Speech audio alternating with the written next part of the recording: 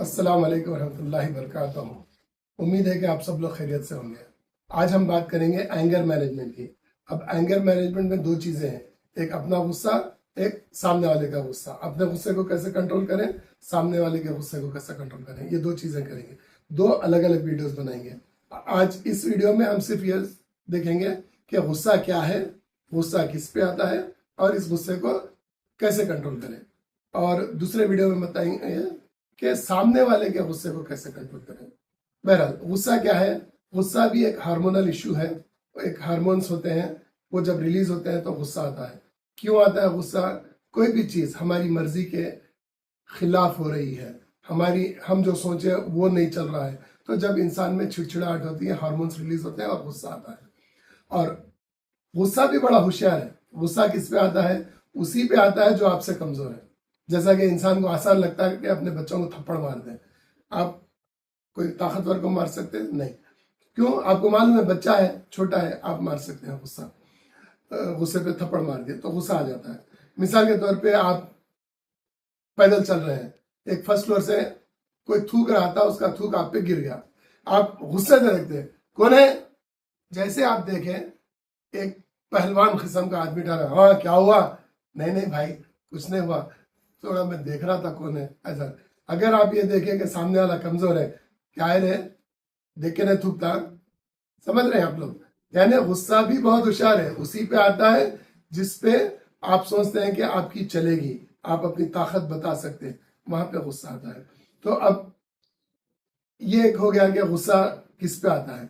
अब गुस्से से फायदा है या नुकसान है, ये देखना है हमको। गुस्से से फायदा किसी का नहीं होता, गुस्से से हमेशा नुकसान होता है। जैसा अब आप अपने बच्चों पे गुस्सा करें, बच्चा नाराज है, फिर बच्चे की ओबीडियंस ही कम हो जाती। वही बच्चे को आप प्यार से लेकर चलो, आप में और बच्चों में अच्छी बॉन्डिंग होती। यही चीज हर रिश्ते में होती है। एक बच्चे का मैं मिसाल दिया हूँ, दोस्त, रिश्तेदार, वालिदैन, अड़ोस पड़ोस, राह पे चलने वाले, सबसे आराम से अगर आप बात करेंगे तो आपका काम आसान हो जाएगा। आप गुस्सा करेंगे, सामने वाले को भी गुस्सा आता है, फिर दोनों में तू मैं, फिर टाइम वेस्ट, फिर किसी का नुकसान, ये सारी चीजें होती हैं गुस्से में। तो आप गुस्से को कंट्रोल कैसे करें? जैसे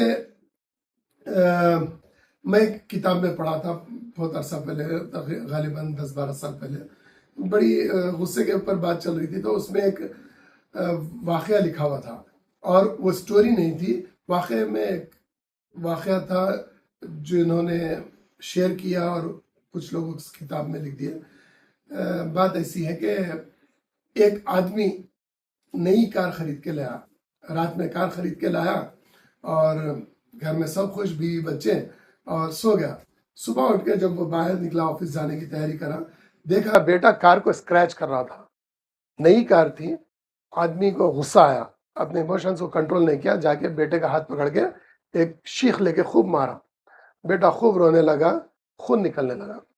उसके बाद बाप है, माँ बाप दोनों मिलकर बच्चे को हॉस्पिटल लेकर गए। हॉस्पिटल लेकर जाने के बाद डॉक्टरों ने बोला कि बच्चे के अब ये हाथ कभी नहीं जुड़ सकता, अब ये बच्चे की उंगलियां काम नहीं कर सकते, क्योंकि गुस्से में बहुत मार दिया। अब मायूस हो गए, भाई गुस्से में तो मार दिया बेटे को। अब घर आए, घर आके देखे कि अब स्क्रैचेस तो डाल दिया बच्चा, देखेंगे। जब जाके करीब देखे क्या करा बच्चा स्क्रैच, तो बच्चे ने लिखा हुआ था, आई लव माई डैड। बच्चा है, उसको इमोशंस बताने का तरीका नहीं मालूम। उसको क्या मालूम कि कार की अहमियत क्या है? वो बस अपने इमोशंस, कार, बाबा कार लेकर आए, खुश हो गया, लिख दिया आई लव यू। अब वालिद क्या करे? अपने गुस्से को कंट्रोल नहीं करे, तो क्या हो गया? गुस्से में नुकसान हो गया। गुस्से में हमेशा नुकसान होता। क्या वो वालिद अपने आप को माफ करे होंगे? जिंदगी भर माफ नहीं करे होंगे। क्यों? अपने लखते जिगर, अपने जान के टुकड़े को क्या किया उन्होंने? उसका हाथ जिंदगी भर के लिए बेकार कर दिए। और वो बच्चे के दिल में क्या आ गया बाप के बारे में?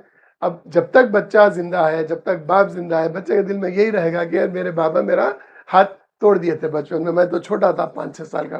तो गुस्सा हमेशा नुकसान देता है। तो हमारे गुस्से को हम कंट्रोल करें। अब कंट्रोल कैसे करें? इंसान है, इमोशंस को। तो जैसे आप देखें कि आपका पड़ोसी आपके मर्जी के खिलाफ कुछ कर रहा है, फिर आपको गुस्सा आ रहा है, तो उस वक्त आप थोड़ी देर के लिए कंट्रोल कर लें, उस जगह से हट जाएं, अपने घर में आ जाएं, थोड़ा पानी पी लें। अब उस पड़ोसी की हरकत को ज़्यादा घर में डिस्कस भी ना करें। डिस्कस करने से क्या होता है, जो चीज़ आप जितना डिस्कस करते हो उतना आपको वरगलाती और गुस्सा आता रहता है। तो आप थोड़ी देर खामोश हो जाएं, फिर पड़ोसी को बुला के सलाम दुआ करें, फिर उनसे बातचीत करें, भाई साहब आप ये जो गाड़ी गलत पार्क की है, या आपके घर का पानी मेरे घर के सामने आ रहा है, या आप अपने घर को पेंट कर रहे हैं, मेरा घर के ऊपर पूरा पेंट खराब हो गया है। आप बात करके अपना मसले को हल कर सकते हैं। गुस्सा करेंगे तो क्या होगा, वो भी गुस्सा करेगा, फिर मारपीट होएगी, फिर पुलिस आएगी, आपका नाम खराब, पड़ोसी का नाम खराब। तो ये एक पड़ोसी की मिसाल दे रहा हूँ, ये चीज़ हम क्या करते हैं, अपने इर्द गिर्द जितने भी लोग होते हैं उनके साथ ये काम करते हैं, अपनी औलाद के साथ, माँ बाप के साथ, भाई बहन के साथ, हम जो है राह चलने वालों के साथ, अपनी बीवियों के साथ, अपने शौहरों के साथ हम गुस्सा बता के हमारे रिश्ते खराब करते हैं। गुस्सा बताने से रिश्ता खराब, तो गुस्से को हम कंट्रोल करने की कोशिश करें। कंट्रोल करना आसान है। अपनी ज़बान, मैं अक्सर अपने वीडियोस में बोलता हूँ, अपनी ज़बान को लगाम देना सीखें।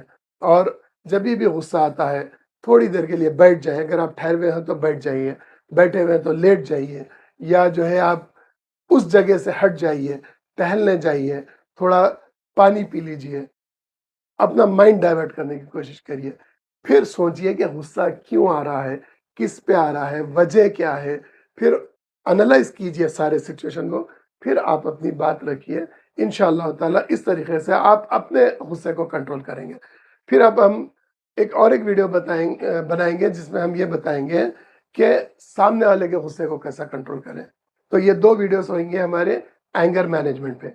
एक हमारे गुस्से को कैसा कंट्रोल करें, एक सामने वाले के गुस्से को कैसे कंट्रोल करें। उम्मीद है कि आपको बात समझ में आ गई कि हम अपने गुस्से को कैसे कंट्रोल करें। ठीक है, चलिए आज के लिए इतना ही काफ़ी है। अल्लाह हाफ़िज़।